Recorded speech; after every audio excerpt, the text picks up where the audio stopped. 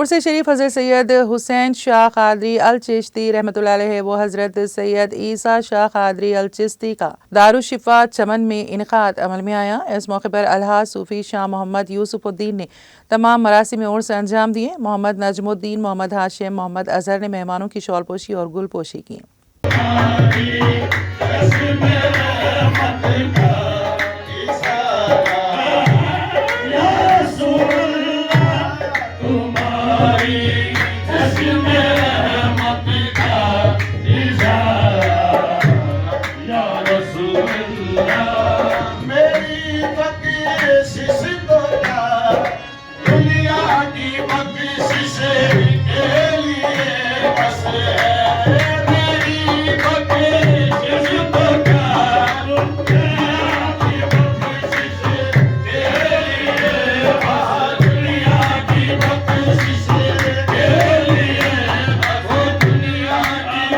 Yes.